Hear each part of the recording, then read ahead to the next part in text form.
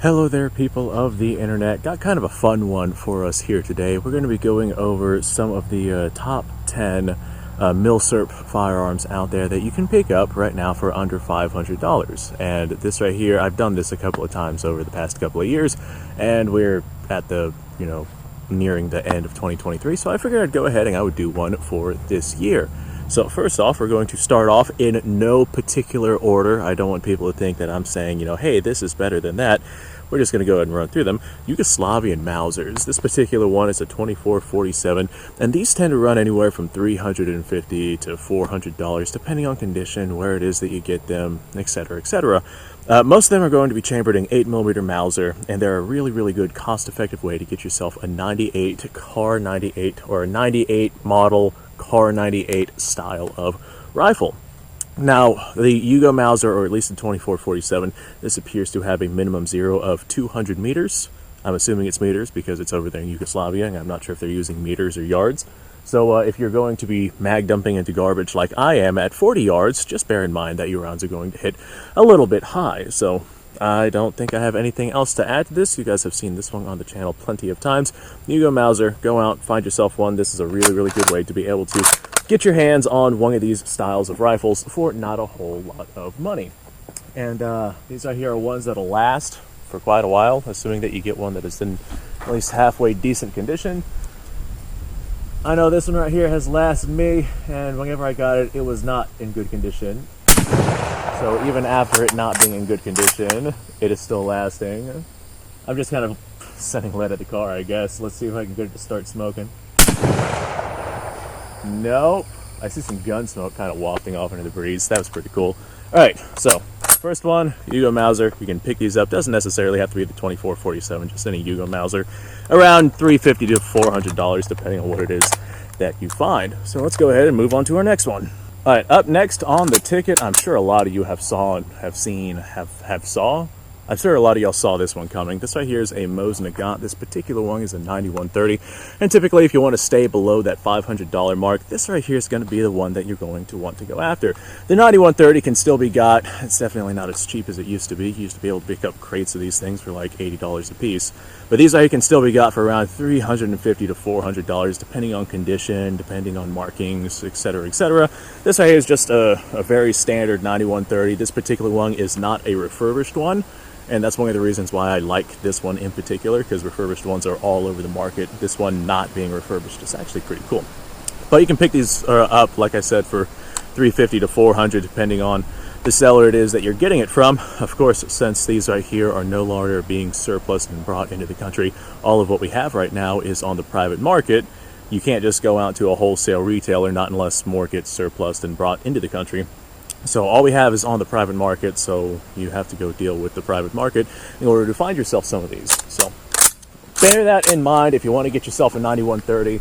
I'm sure a lot of people are going to go into the comments and they're going to be like, where can I find a 9130 for X amount of dollars? And I'm like, well, you got to go find someone with a 9130 who's willing to sell it to you for that price. So good luck with that one. And I'm going to go ahead, send a couple of rounds to this 7.62 by 54 rim downrange. Now, 7.62 by 54 rimmed is still available inside of the country, and for a full power rifle cartridge, it's definitely not as cheap as it used to be, but it is certainly a much cheaper option than some other options out there on the market. I know something like 30-06 runs more like $1 a round, whereas something like this would run more like rough estimations, like 60 cents a round or so, approximately. This is just 147 light grain or light ball ammo that we're launching at the car here. Boy oh boy, I love shooting my Mosin in the morning. I hope I'm not pissing off the neighbors. So, yeah, our next one, this right here is our number 2 slot. The Mosin Nagant 9130. You can get other models, you might be able to find them below that sub $500 mark, but you'll be able to find these pretty easily below that $500 mark. And it is definitely a rifle that I would say is worth it. Alright, up next on our list we have the Arisaka rifles. This right here is what the Japanese used in World War I and World War II. I'm not sure how involved the Japanese were in World War I. I'll have to do some research on that, but I know they were very, very involved in World War II. Now you can go out and you can find yourself both a 6.5 and a 7.7 Jap Arisaka, whether or not it's a Type 99 or Type 38. You can find both of those pretty regularly for under that $500 mark. I know, actually I was doing some auction searching the other day, and a couple of them popped up that were, well, within that $300 range. Although the rifles themselves are not overly expensive to get your hands on, the ammunition for these can be a little hard to find, and whenever you do find it, it can be a little bit pricier.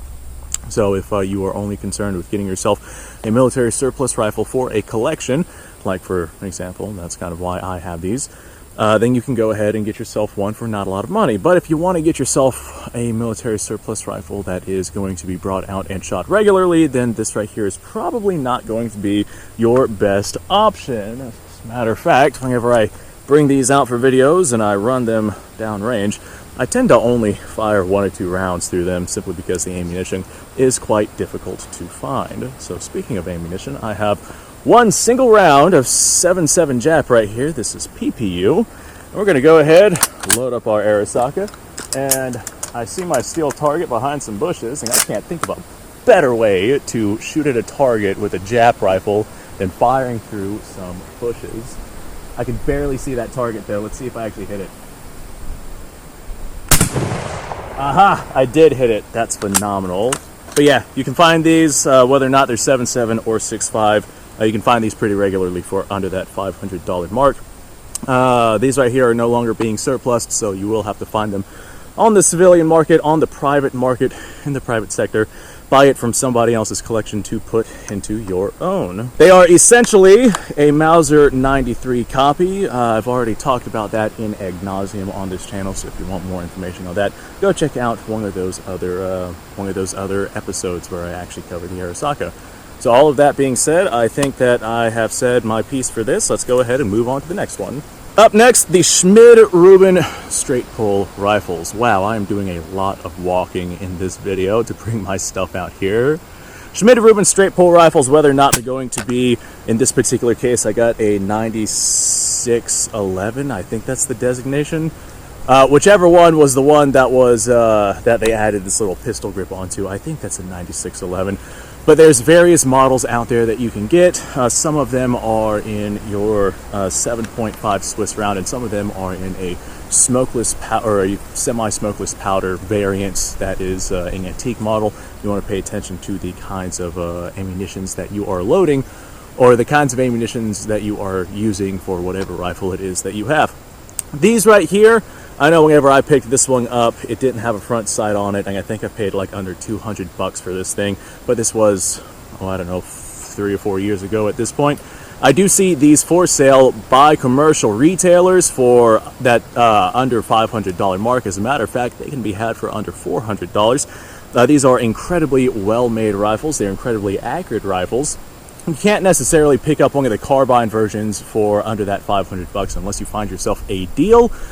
For the most part, hold on, I think I have something biting me. Yep, got me an ant. Just so happened to be in my thing and then bit me on the ear. For the most part, you can't find the carbine versions such as the K31 or the carbine versions of the K11. Those are typically going to be around that $500 mark or even more, but you can find the long rifle versions of the straight pull rifles for not a whole lot of money, and they're pretty widely out there, available from several distributors.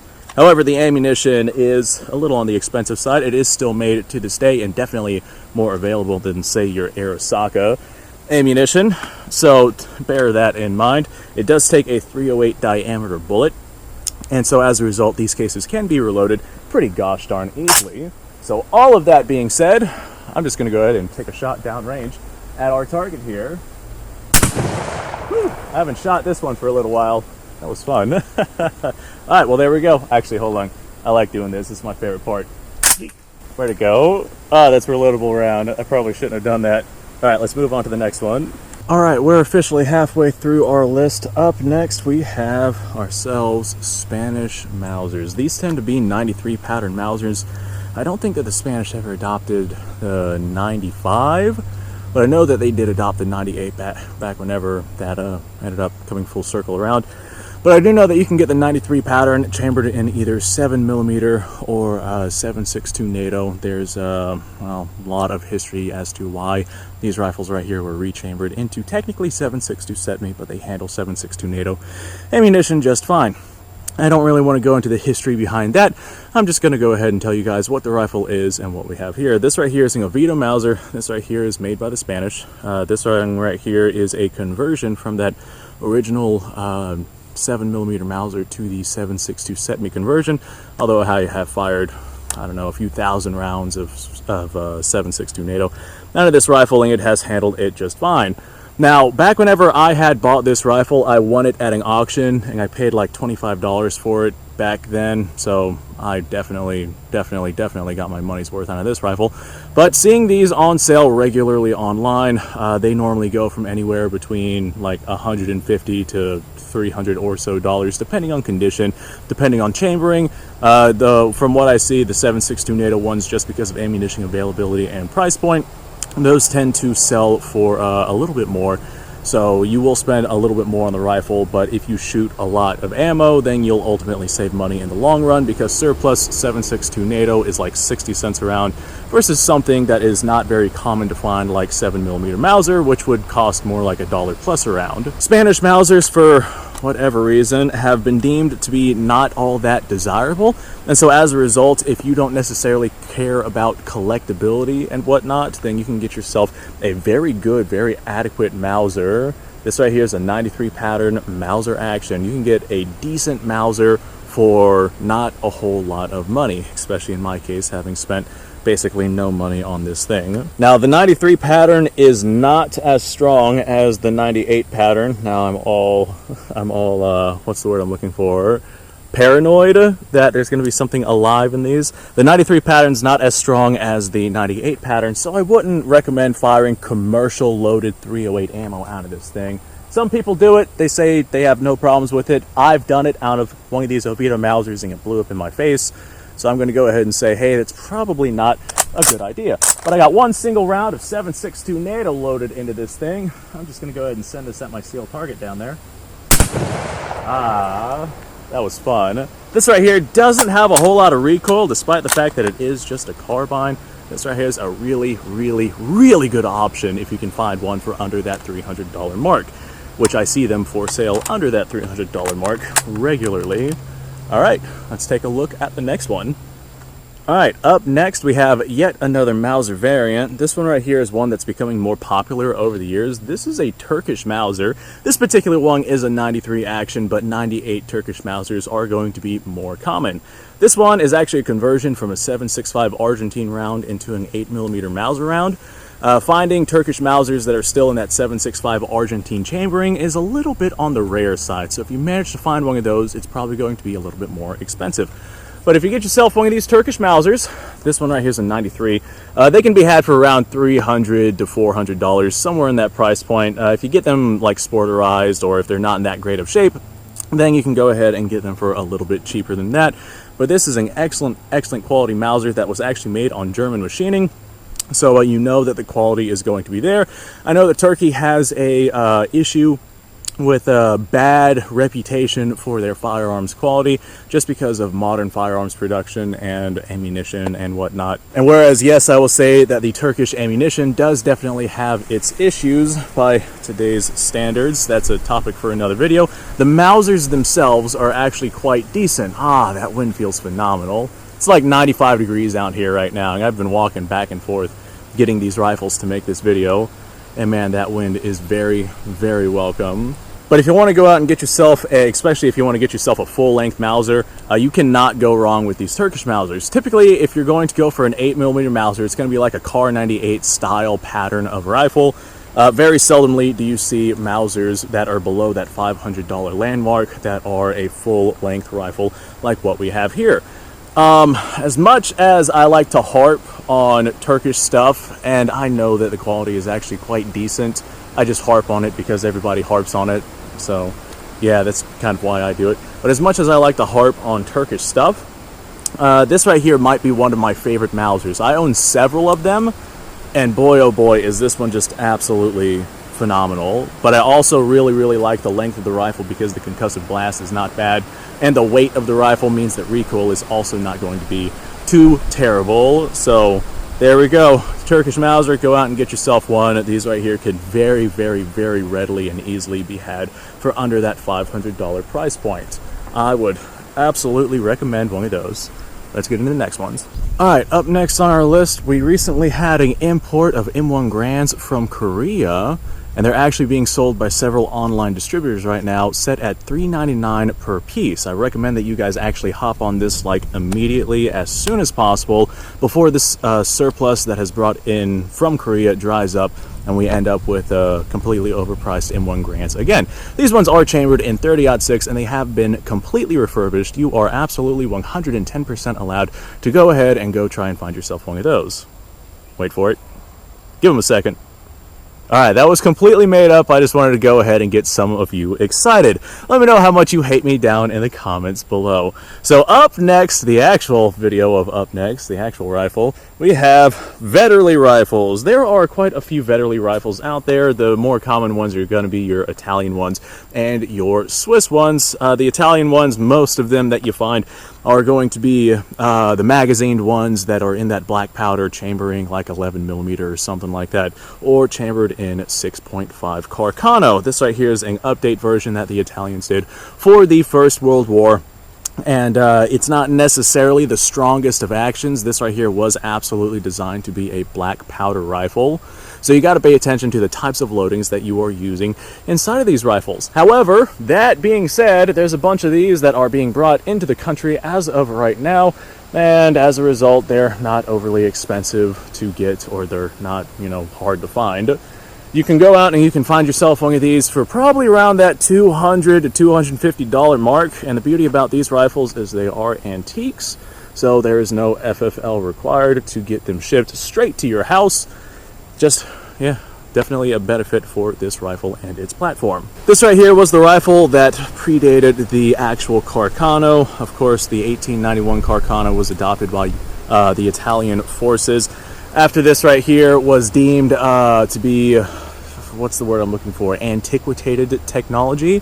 And so as a result, whenever they were approaching World War I, they rechambered this for the 6.5 Carcano. These were not intended for frontline service. Whether or not they saw frontline service, well, it's almost like intentions do not agree or do not line up with what actually happens. That's just how humans are.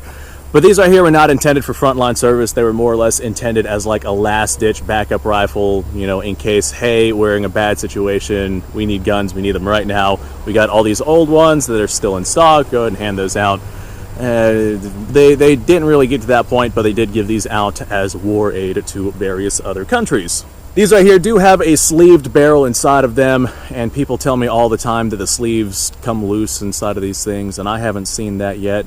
They tell me that they come loose because they're just soldered in, and like I said, I haven't seen that in any Vetterlis. If you can give me an example of that, actually, I would really like to see that. There's a stair-step style of retaining system. It's not just like slitting and soldered. There's a stair-step style of retaining system inside of these barrels to retain that sleeve inside of the barrel to kind of prevent it from separating from the actual barrel itself. But this right here is the original like 11mm or so black powder barrel that just has a sleeve inside of it for that new smokeless cartridge. So this right here is a really cool option if you want to get yourself a repeating smokeless powder rifle chambered in a cartridge that you can get regularly. You just got to make sure that you pay attention to the power of the load it is that you are using. And these are antiques, no FFLs, and they can be found for like $100 and something to $200 and something. They're not very expensive. All right, up next we have ourselves some Steyr straight pull rifles. These ones are also being surplused into the country.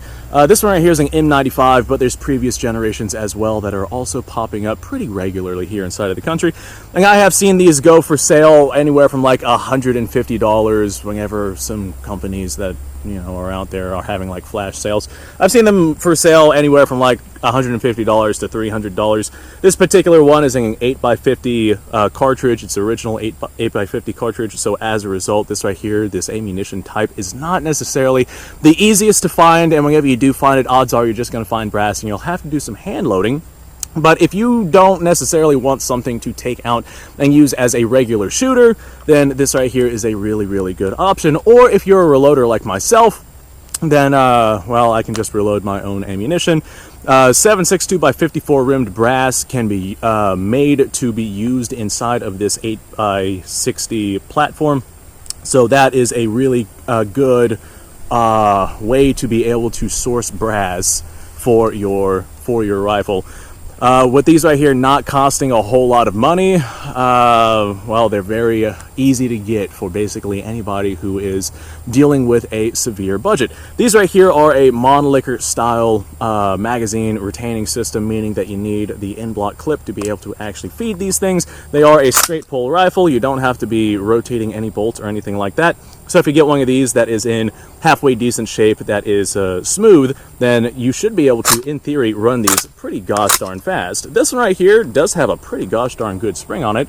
And I took it out shooting not too terribly long ago, and we did not get any keyholing with it, so that is a really, really good sign. So if you want yourself a dirt cheap 8mm chambered straight pull rifle from, you know, previous generations, then you can go ahead and pick yourself up one of these. I do want to say that the previous generation of this style of rifle, which is still going to be chambered in that 8x50 cartridge, are also going to count as antique firearms, so you don't have to run those through an FFL, which I think is really, really, really cool, and that's absolutely the way that things should be. But needing Big Daddy government's permission for a right is an argument for another time. So I'm just going to go ahead and cycle this one more time because boy is that satisfying. Let's go ahead and move on to the next set of firearms. I think that we only have 2 more left. Alright, before we get to our last 2, I guess I'm going to go ahead and do an honorable mention because I feel like this should be said. There's a lot of police forces out there that are surplusing their handguns onto the market to move on to something new and better. So if you want to get yourself a pretty decent handgun that is, well, oftentimes known to be a very reliable handgun made by a very reliable and reputable company, you can go ahead and look on the surplus market and see what is popping up that is leftovers from police agencies and whatnot that have decided to move on to either a different cartridge, a different caliber, a different platform, etc., etc. There are just a massive, massive slew of police surplus handguns that are being put out onto the market as of right now. Alright, let's go ahead and move on to our last 2 rifles. You guys had to have known that this one's going to pop up. This right here is your Carcano, however it is you feel like pronouncing that. Basically all of your Carcano rifles can be got for below that $500 mark, but these right here can be got for dramatically cheaper. I know that this right here, this is a troop special model. This right here is probably my favorite rifle ever. It is lightweight, chambered in 6.5 Carcano, so it's really light recoiling. This right here has a pretty gosh darn smooth action, 6-round clip. I really, really, really like this rifle. And before you go yelling at me like, it's not a clip, it's a magazine. No, these take in-block clips. So before you go saying, actually, I'm going to go ahead and say, actually. But this right here, 6-shot rifle, 6.5, very, very light recoiling, extremely lightweight, nice and compact. I'm a huge, huge, huge fan of this rifle. These ones right here tend to run about $250 to $300 depending on where it is that you get them from. And you can get Carcano models out there for like much, much cheaper. Like I have my Cavalry Carcano that is also a 6.5 firing rifle, but it's got that bayonet that comes out underneath it.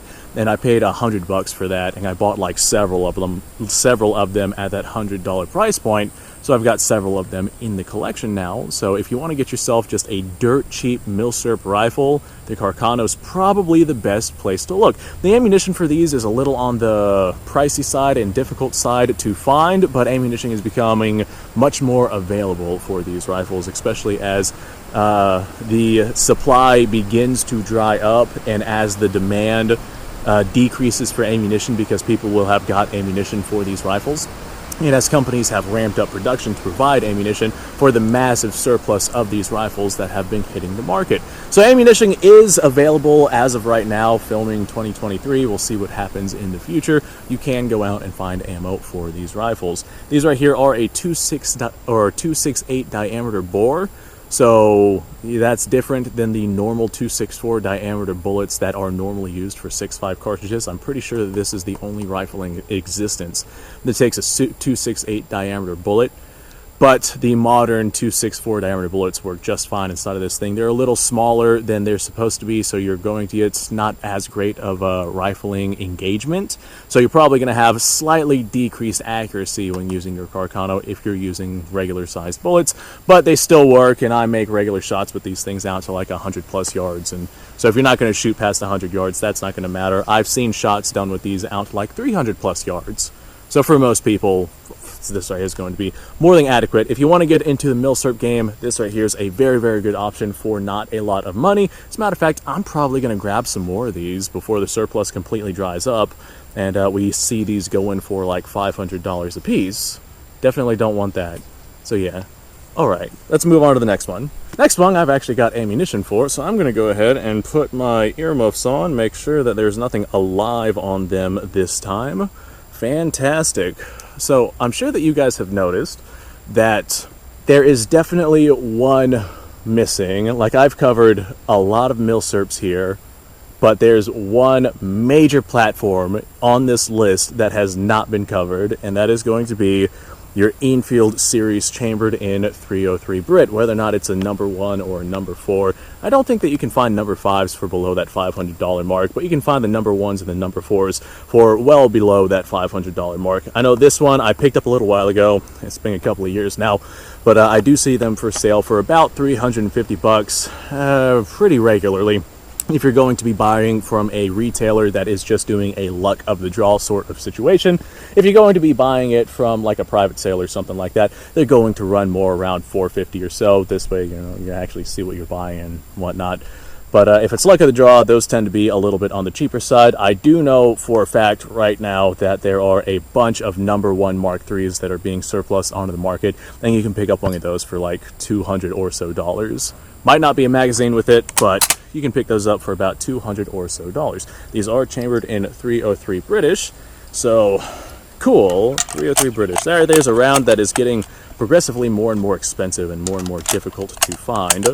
But I got a couple of rounds here loaded inside of this Enfield. I'm going to go ahead and just send a couple of these rounds downrange. Personally, I prefer the number 4 over the number 1 simply because of the sights. The number 1 is a dramatically better machined rifle, but this one right here has the aperture sights on the rear of the receiver, and me not being able to see very well, this right here just helps me take aim shots much better than I normally could.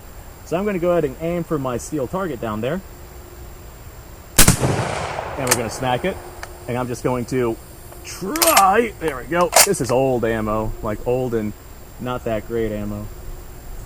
There we go. Will that one cycle out? There we go. Perfect. Actually, I'm pretty sure that's reloadable. I'm going to go ahead and grab that brass before I lose it. Alright.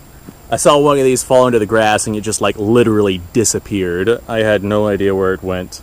It fell down and just like vanished into thin air. Houdini's ammunition here.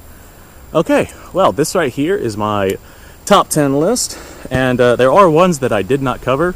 I feel like I could probably make another top 10 list, but I feel like these are the ones that are going to be more sought after than basically all of the other ones that I included. The handguns, that's something that we're going to see regularly, including in the future, because that's something that's still being used by forces to this day, and they're still updating and moving their stuff around and deciding what it is that they do and do not want. So we are going to see handguns on the market pretty regularly, but obviously these right here are no longer being in use, and these right here, and just things like these old Milsurp rifles. So the prices on these are going to continue to increase as the demand increases, so next year my top 10 list might be a little bit different. All this being said, thank you ever so much for watching, folks. I appreciate your time. Like, subscribe, share. Description below has a link to all sorts of stuff. Go check it out. I'm going to see if these right here are actually reloadable, and I have no idea if they're corrosive. I guess we're going to find that out. I'll see y'all in the next episode.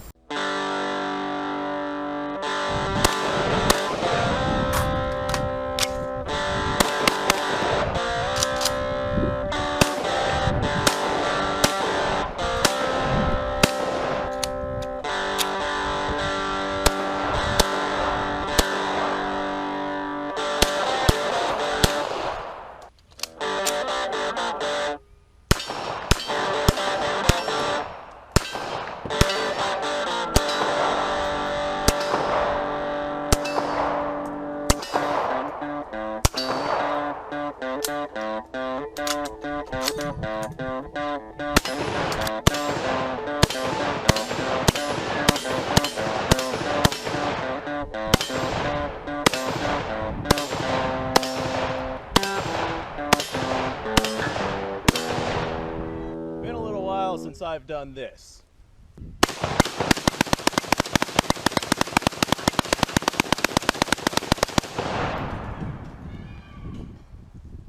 Bonnie and Clyde be damned.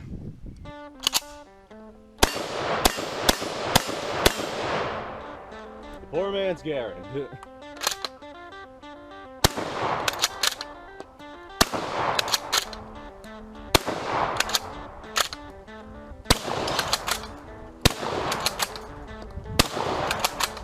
It's a shame that bolt-action shotguns aren't more mainstream.